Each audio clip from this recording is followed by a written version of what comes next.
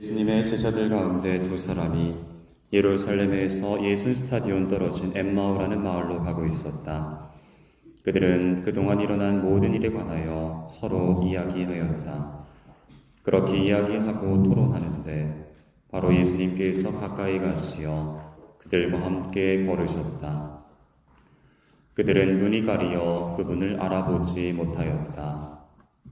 예수님께서 그들에게 걸어가면서 무슨 말을 서로 주고받느냐 하고 물으시자 그들은 심통한 표정을 한 채 멈추어 섰다. 그들 가운데 한 사람 클레오파스라는 이가 예수님께 예루살렘에 머물렀으면서 이 며칠 동안 그곳에서 일어난 일을 혼자만 모른다는 말입니까? 하고 말하였다. 예수님께서 무슨 일이냐 하시자 그들이 그분께 말하였다. 나사렛 사람 예수님에 관한 일입니다. 그분은 하느님과 온 백성 앞에서 행동과 말씀에 힘이 있는 예언자셨습니다. 그런데 우리의 수석사제들과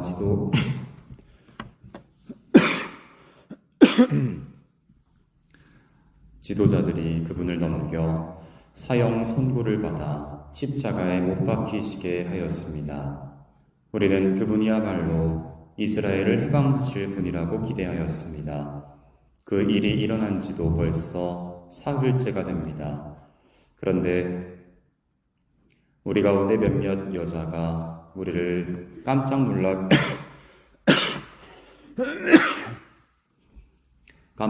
하였습니다. 그들이 새벽에 무덤으로 갔다가 그분의 시신을 찾지 못하고 돌아와서 하는 말이 천사들의 발현까지 보았는데 그분께서 살아계시다고 천사들이 일러주더랍니다. 그래서 우리 동료 몇 사람이 무덤에 가서 보니 그 여자들이 말한 그대로였고 그분은 보지 못하였습니다. 그때 예수님께서 그들에게 이르셨다. 아, 어리석은 자들아! 예언자들이 말한 모든 것을 믿는 데에 마음이 어찌 이리 굼뜨냐. 그리스도는 그러한 고난을 겪어서 자기의 영광 속에 들어가야 하는 것이 아니냐. 그리고 이어서 모세와 모든 예언자로부터 시작하여 성경 전체에 걸쳐 당신에 관한 기록들을 그들에게 설명해 주셨다. 그들이 찾아가던 마을에 가까이 이르렀을 때 예수님께서는 더 멀리 가려고 하시는 듯하였다. 그러자 그들은 저희와 함께 묵으십시오. 저녁 때가 되어 가고 날도 이미 저물었습니다 하며 그분을 붙들었다. 그래서 예수님께서는 그들과 함께 묵으시려고 그 집에 들어가셨다. 그들과 함께 식탁에 앉으셨을 때 예수님께서는 빵을 들고 찬미를 드리신 다음 그것을 떼어 그들에게 나누어 주셨다. 그러자 그들의 눈이 열려 예수님을 알아보았다. 그러나 그분께서는 그들에게서 사라지셨다. 그들은 서로 말하였다. 길에서 우리에게 말씀하실 때나 성경을 풀이해 주실 때 속에서 우리 마음이 타오르지 않았던가. 그들이 곧바로 일어나 예루살렘으로 돌아가 보니 11 제자와 동료들이 모여 정녕 주님께서 되살아나시어 시몬에게 나타나셨다 하고 말하고 있었다. 그들도 길에서 겪은 일과 빵을 떼실 때 그분을 알아보게 된 일을 이야기해 주었다. 주님의 말씀입니다.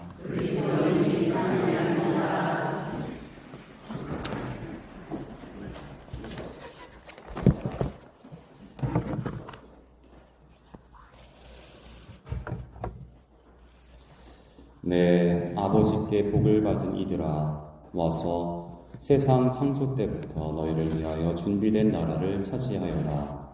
할렐루야. 나의 사랑, 나의 주님, 영광 받으소서. 참 예수님,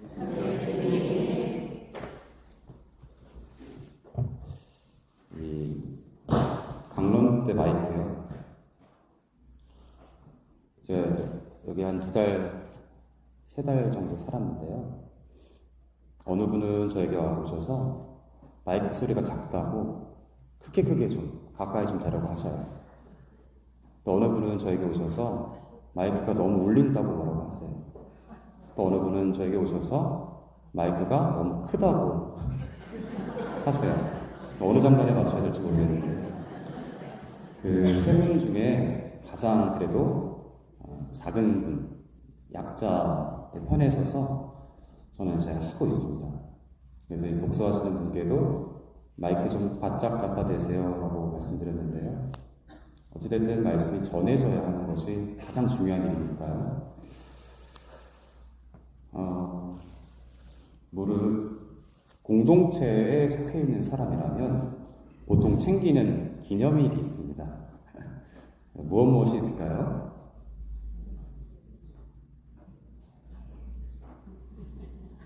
쿨타임이 돌았나봐요. 또 안 하시는 말씀.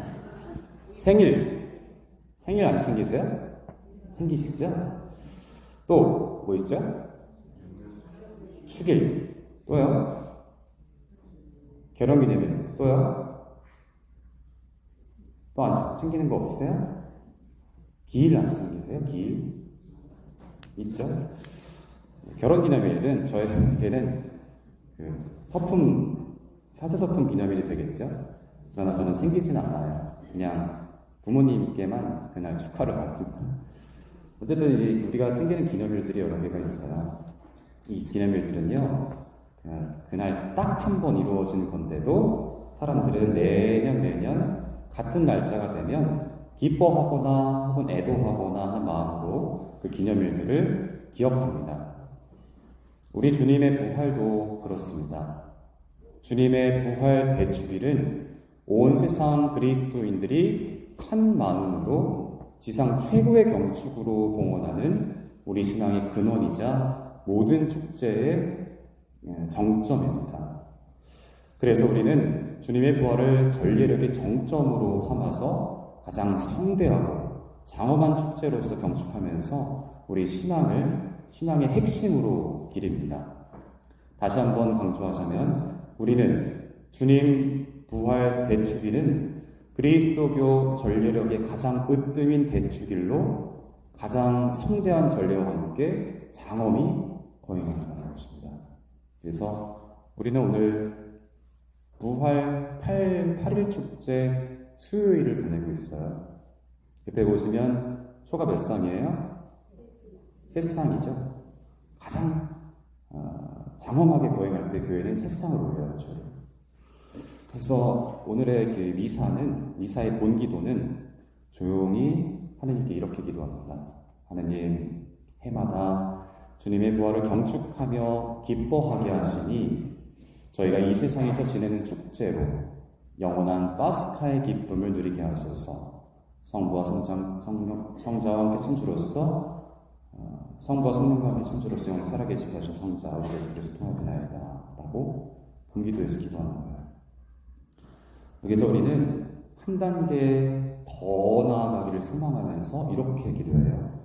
저희가 이 세상에서 지내는 축제로 영원한 파스카의 기쁨을 누리게 하소서입니다. 지상에서 경축하는 축제일은 이 하늘나라의 영원한 파스카 기쁨과 연결되어 있습니다.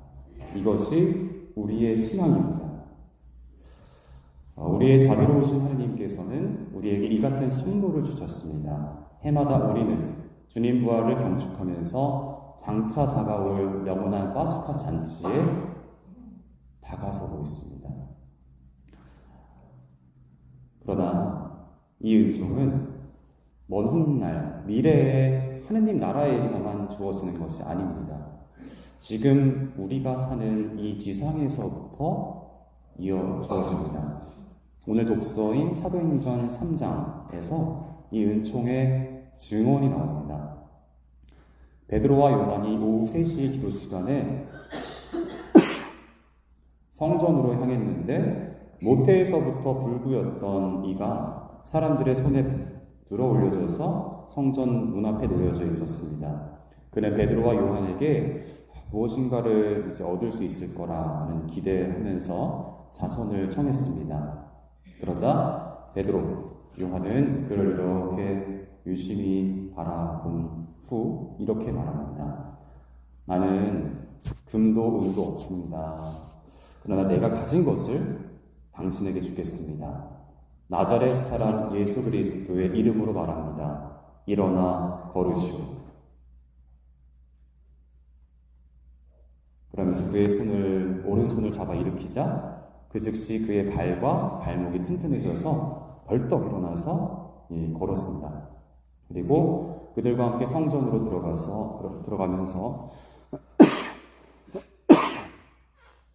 이렇게 걷기도 하고요. 또 껑충껑충 이렇게 뛰기도 하고 결국에 하나님을 이렇게 찬미하기도 했습니다. 우리가 이 복음을, 이 독서를 읽으면서 면밀하게 식별할 수가 있습니다. 그는 분명하게 이 지상에서부터 주님 부활의 은총을 미리 맛보았습니다. 그래서 기쁨에 가득 차서 걷기도 하고 껑충껑충 뛰기도 하고 이렇게 했죠.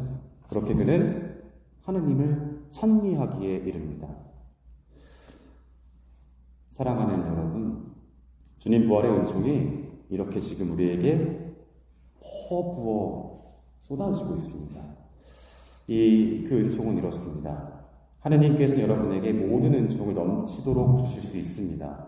그리하여 여러분이 모든 것을 항상 충분하게 갖추어서 온갖 선한 일을 넘치도록 할 수 있게 해주십니다. 이게 고린토후서 9장의 내용이에요. 9장 8절.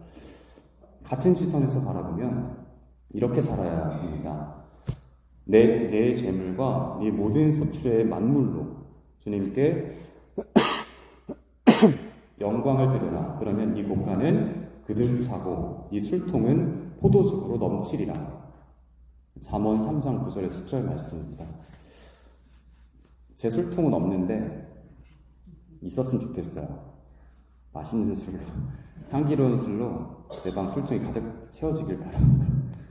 그러니까 하느님 영광을 드리면, 하느님께 내 만물을 봉헌하면, 우리 영광을 드리면 우리가 그렇게 받는다는 거예요. 결국 사람들은 베드로와 요한 그리고 모태에서부터 불구자였던, 그러나 이제는 부활의 증인이 된 그 사람에게 일어난 주님의 기적을 목격하면서 경탄하고 경악을 금치 못했습니다.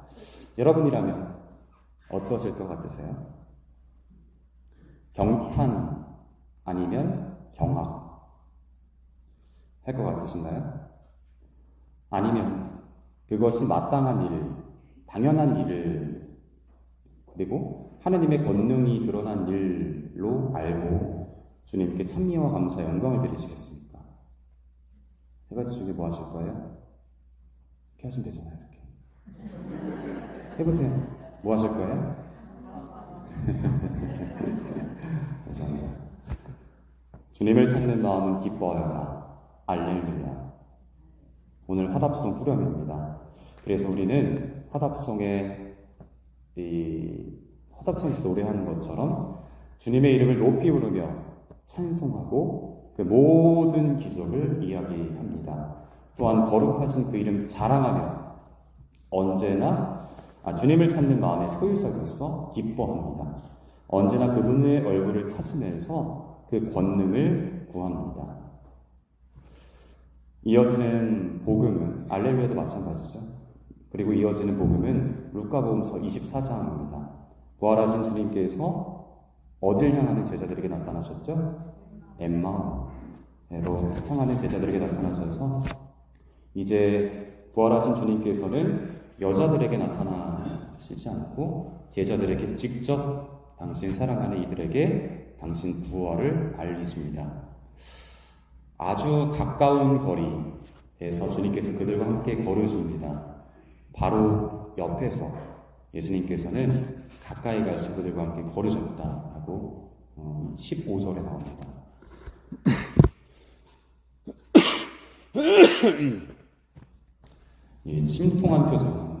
침통한 표정으로 걷던 제자 2명은 주님을 처음엔 알아보지 못하고 멈추어 서서 클레오파스라는 이가 대표로 그분께 신경질을 부립니다. 그렇지만 주님께서는 무슨 일이냐 라고 말씀하시면서 그들의 입에서 당신에 관한 이야기를 가만히 들으십니다. 그리고 마침내 예수님께서 그들에게 이르십니다. 어리석은 자들아, 예언자들이 말한 모든 것을 믿는데 어찌 이리 굶뜨냐. 그리스도는 그러한 고난을 겪고서 자기의 영광 속에 들어가야 되는 게 아니냐. 그리고 이어서 모세와 예언자들로부터 구약의 모든 성경 전체에 걸쳐서 당신에 관한 기록들을 그들에게 설명해 주셨습니다. 어제는 마리아 막달레나가 슬픔으로 주님을 알아보지 못했다라면, 오늘은 클레오파스와 그 다른 제자가 애통함으로, 침통함으로 주님을 알아보지 못합니다. 심지어는 주님의 말씀을 듣고도 알아보지 못합니다. 어리석은 자들아 라고 하셨는데도 못 알아봅니다. 함께 식사를 줄 때가 되어서야 비로소 그분을 알아봅니다. 그들과 함께 식탁에 앉으셨을 때 예수님께서는 빵을 들고 찬미를 드리신 다음 그것을 떼어 그들에게 나누어 주시자 그들의 눈이 열리고 예수님을 비로소 그때야 알아보게 됩니다. 마음이 굼뜬 자라서. 그러나 그분께서는 그들에게서 그 즉시 사라지셨지만 제자들, 그 남은 2명, 부활하신 주님을 체험한 이 둘은 다시 애통함으로 돌아가지 않습니다. 그리고 이제는 은총으로 충만해져서 이렇게 외칩니다. 길에서 우리에게 말씀하실 때나 성경을 풀이해 주실 때 속에서 우리 마음이 타오르지 않았던가. 그리고는 곧바로 일어나서 예루살렘으로 돌아가서 11 제자 동료들이 있는 것을 보고 정녕 주님께서 우리에게 길에서 겪은 일과 빵을 떼실 때 그분을 알아보게 된 일을 이야기해 줍니다.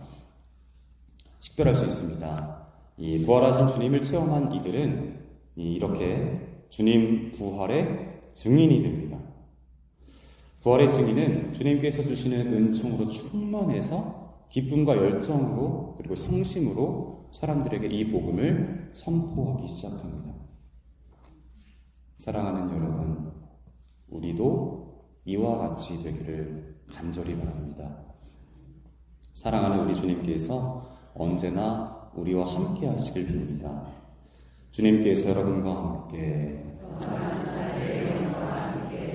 주님, 성자의 파스카 신비에 참여한 저희가 옛 죄를 깨끗이 씻고 새 사람이 되게 하소서. 아멘.